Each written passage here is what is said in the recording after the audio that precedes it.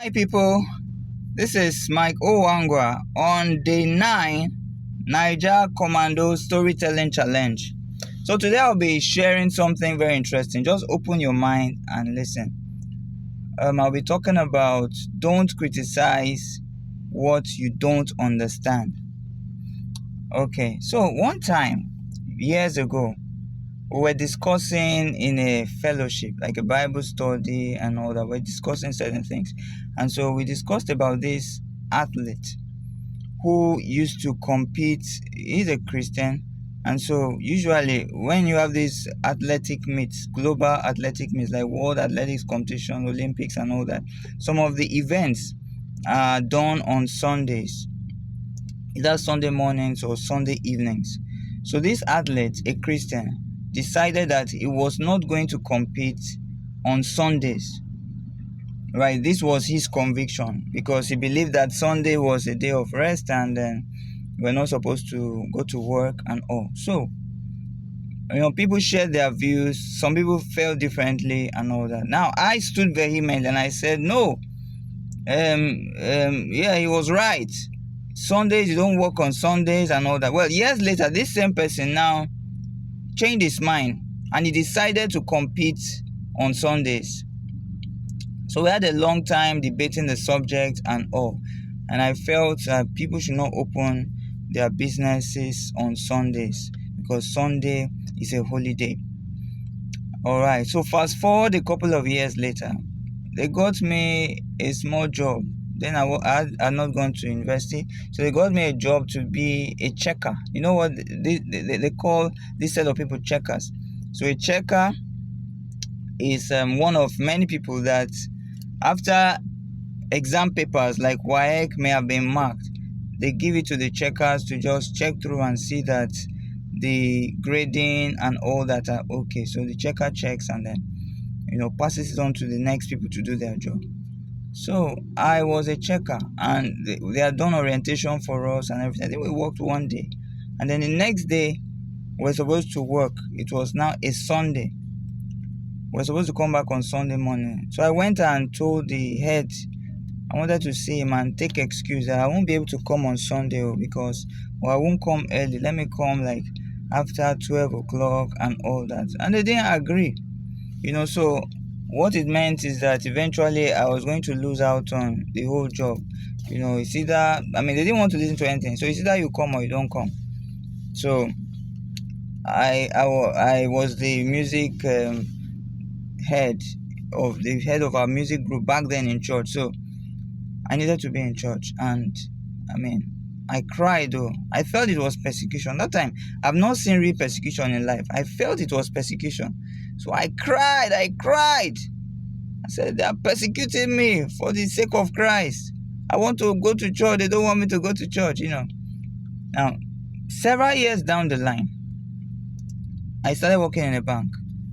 So there were times when you have to work on Sundays. You have to make your ATMs run on Sundays. You have to do something. There was even a time, as I was entering church to listen to the message, they called me and told me that one of our ATMs was down. I came out of church. As I just entered though, I came out of church and I went back to fix it, to resolve it. So did it make me a sinner? No. But back then when I was criticizing, I didn't understand. So this I'm going to the lessons learned now. Don't criticize what you don't understand. So there are many things that we go through, or there's many things that we talk about. We just say them. You've never experienced it. You advise married people. You've never been in marriage. You don't know what is going on. Yes, it's okay to share your opinion, but sometimes don't be too uptight. Don't be too rigid in the things you say because you've not walked a mile in that person's shoes. When you talk about pregnant women, we talk about pregnancy, we talk about anything whatsoever. Most people that criticize others vehemently have no clue about what it means to walk in their shoes. And so there I was. I started going to work on Sundays when I was working in the bank and all. And I had no choice. I just had to do it. So it's just like you are a medical practitioner, and you need to work on Sunday. You need to save lives. We do not say, I want to go to church. I'm not going to save lives. So these are questions we need to ask ourselves. When you think about the aim of the Sabbath day, the Sabbath day was to signify rest. That every human being needs to rest. God worked for 6 days, and on the 7th day he rested. He rested. It signified rest. It was also a type to show Christ, and how Christ will be our Sabbath, how Christ will be our rest from all our toils, from all our troubles, from all our trials and all that. So it was actually a message. So while it is good, it's also a way to make sure that people rest. Because if you leave some people, they are going to keep working round the clock and they'll break down. It should monitor your health. So the idea is, make sure that you rest no matter what. But more important than that is your relationship with God is key.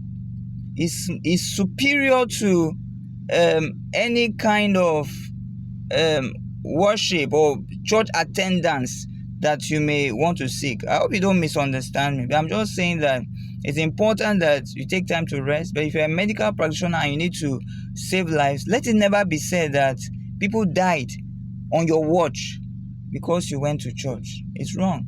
If you are doing a job, a critical job that requires you to be there, you need to be there to do your job. It's a form of worship. You need to be there. You need to represent God. And do you know that there are some kind of jobs that God gives you? He gives you because He's positioning you to be a representative. That is your church. And you need to have that mindset. That is your church.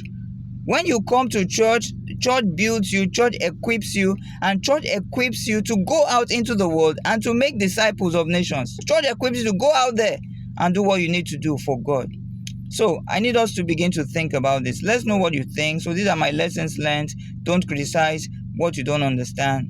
Else, one day you're going to be in that situation and then you realize that you didn't even know what you were talking about. So let me know what you think. This has been Mike Owangwa talking about Niger Commando Storytelling Challenge. This challenge is to promote my forthcoming book, Niger Commando. Please make sure you order when it comes out. And then shout out to DMC 95, my classmates from Command Secondary School. This year makes it 30 years we'll be leaving school. God bless you. See you tomorrow on day 10.